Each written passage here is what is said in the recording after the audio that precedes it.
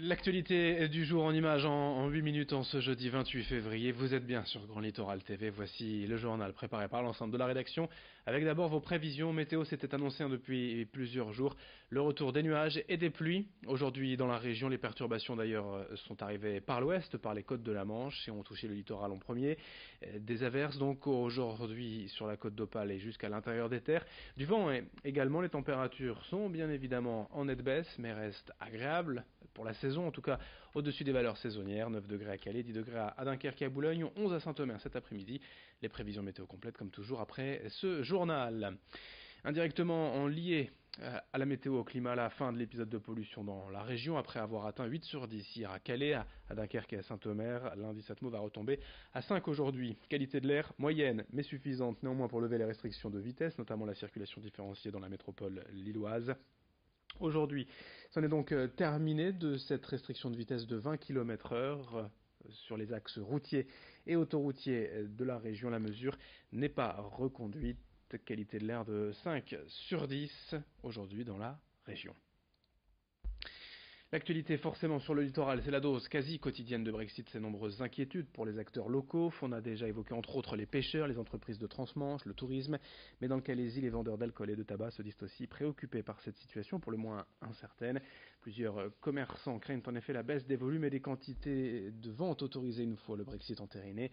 Pour le moment, aucune annonce ou promesse faite aux commerçants, mais plusieurs souhaiteraient déjà la mise en place de nouveau d'un duty free.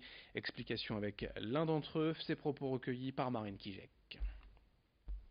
Mais bien entendu qu'on préférerait avoir un Brexit négocié qui permettrait que les Anglais continuent à venir, parce que au-delà de mon activité ou de l'activité de vente de vin dans le Calaisis, les Anglais qui viennent chercher du vin, c'est aussi des Anglais qui consomment dans des restaurants, qui dorment dans des hôtels, qui viennent dans des magasins comme Mark Avenue, la Cité de l'Europe, pour s'acheter des vêtements, pour acheter éventuellement de l'épicerie, qui viennent aussi chez Leroy Merlin ou Castorama pour acheter du mètre linéaire, des robinets, parce que tout ça c'est moins cher en France qu'en Angleterre. Donc c'est toute une économie qui en pâtirait au-delà de notre simple cas. À Boulogne, le groupe belge Golden Palace vient d'être désigné comme nouvel opérateur du casino par le conseil municipal mardi. Géré depuis 33 ans par le groupe français Partouche, l'établissement de jeux boulonnais est ainsi confié à l'entreprise belge, dont ce sera d'ailleurs la première expérience en France. Après un premier appel d'offres et des réponses jugées insatisfaisantes de la part de Partouche, la ville de Boulogne a déclaré la démarche infructueuse et a relancé la mise en concurrence. Ce deuxième candidat, Golden Palace, s'est alors déclaré et a proposé une offre plus attractive selon la mairie. L'entreprise doit obtenir les clés du casino d'ici la fin du mois de juin et a prévu d'y investir 1,5 million d'euros en travaux, mais aussi de mener une politique d'accompagnement et de mécénat local. Explication au micro de Corentin Escaillé. Nous allons simplement repenser tout l'axe de circulation dans le casino, faire un axe central pour améliorer l'expérience de jeu des clients, moderniser le restaurant, la salle d'événement, et pour après réussir à faire un nouveau toit terrasse, rooftop comme on appelle, et pour créer un dynamisme jeune à ce casino. Nous allons essayer d'attirer les touristes, surtout qui viennent de Belgique, et même nous allons essayer de joindre les gens qui arrivent à Calais et les gens qui arrivent par bateau. Et à ce propos, toujours concernant le casino de Boulogne, le groupe Partouche, délesté de l'établissement de jeu, ne compte pas se laisser faire et pourrait attaquer en justice la ville de Boulogne à propos de la rupture du bail du bâtiment du casino. À Boulogne, toujours un incendie suspect. Hier soir, sur la zone portuaire de Capécure, un entrepôt a été partiellement détruit par un incendie. L'immeuble est la propriété de la CME, notamment de C&D Foods. Après l'entrepôt d'Elpierre il y a 15 jours, un nouvel incendie sur la zone de Capécure. Une enquête a été ouverte. L'origine du feu pourrait être suspecte selon la police. Capécure, toujours à Boulogne, où le ministre de l'Action et des Comptes publics Gérald Darmanin est en visite ce jeudi. Nous ne manquerons pas d'en reparler. Dans ce journal, l'économie des Hauts-de-France avec les chiffres de l'INSEE et de la Chambre de commerce et d'industrie, le bilan 2018, les perspectives 2019. D'abord le positif, la hausse des créations d'entreprises, plus 14% dans la région l'an dernier, 39 600 nouvelles entreprises, de nouvelles sociétés, donc de nouveaux postes créés. Eh bien, les chiffres de la création d'emplois sont en baisse, un peu plus de 8 000 créations de postes, c'est moins que les années précédentes.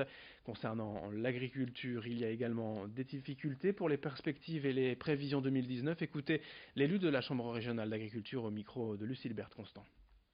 2019, vous savez, nous travaillons avec la nature, donc que nous fera la nature durant l'année 2019, difficile à dire.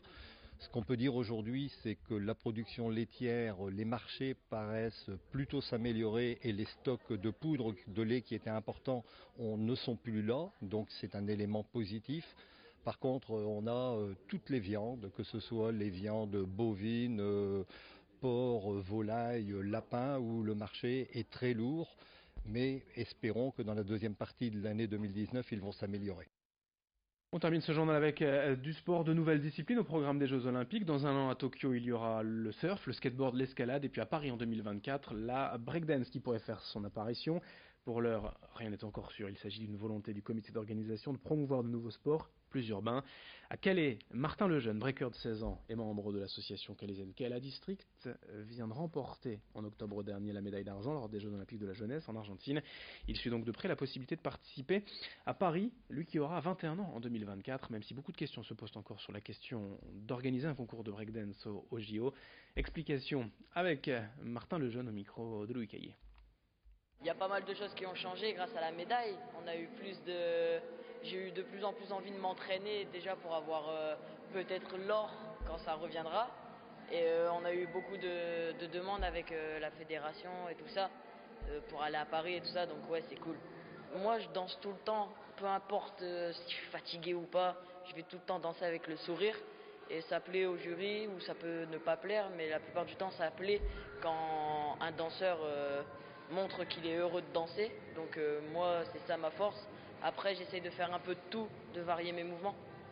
En ce moment je revois un peu les passages, mes passages compliqués, les petites variantes un peu compliquées à faire. Et sinon je m'entraîne sur de nouvelles techniques. Fin de cette édition sur Grand Littoral TV, à suivre vos prévisions météo. Merci de votre fidélité.